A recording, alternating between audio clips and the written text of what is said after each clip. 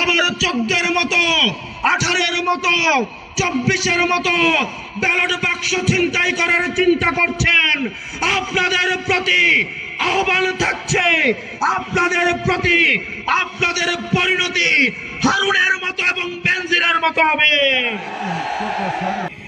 আপনারা কোন দলের গোলাম নন। আওয়ামী লীগ আপনাদেরকে গোলাম বানাইতে চাইছে।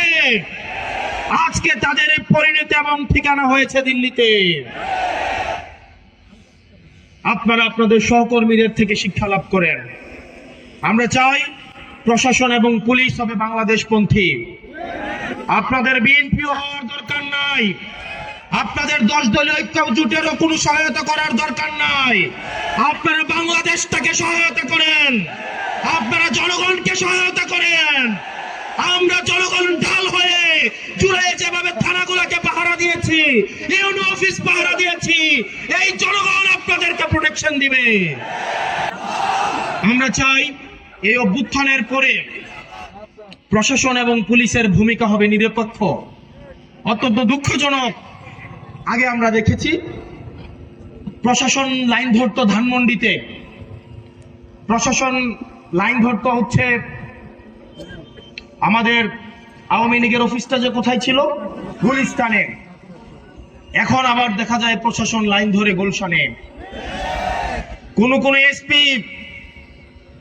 এসপি বলে দিয়ে আসে তারা নাকি তারেক জিয়াকে তার জেলার 5টা আসন, 6টা আসন, 11টা আসন উপহার দিবে।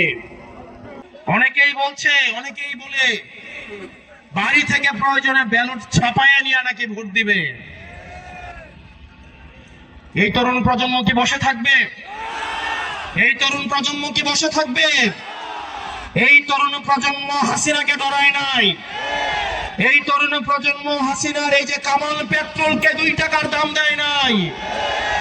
এখন যদি কেউ মনে করে এই অপার যে সম্ভাবনার তরুণ প্রজন্মকে আবার কামান দিয়ে, আবার পুলিশ দিয়ে, মিলিটারি দিয়ে, পেট্রোল দিয়ে আবার তাদেরকে দমন করা হবে, তাহলে তারা ইতিহাসের ভুল প্রান্তে তার অবস্থান নিচ্ছে। আগামী 12 তারিখে আপনারা যারা আছেন প্রত্যেকেই ভোট কেন্দ্রগুলোতে গিয়ে ফজর নামাজ পড়বেন। আপনারা সবাই ভোট দিয়ে এসে বাড়িতে আসবেন, ভোটের ফলাফল নিয়ে বাড়িতে আসবেন। কোন চাঁদাবাজ, কোন টেন্ডারবাজের হাতে ভোট কেন্দ্রগুলো ছেড়ে দেওয়া যাবে না।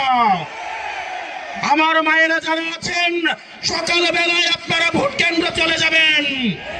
আপনাদেরকে যারা ভয় দেখাতে আসে তারা মূলত ভয় পেয়ে গেছে, এই কারণেই আপনাদেরকে ভয় দেখাতে আসে। আমরা আমাদের মায়েদেরকে নিয়ে এই ভোট কেন্দ্রগুলোকে পাহারা দিব। আমাদের ভোট এবার আমরা অবশ্যই দিব। কেউ যদি আমাদের বিরুদ্ধে ভোট দিতে চায় সে যেন নিরাপদে ভোটটা দিতে পারে, সেইটার ব্যবস্থা আমরা করব।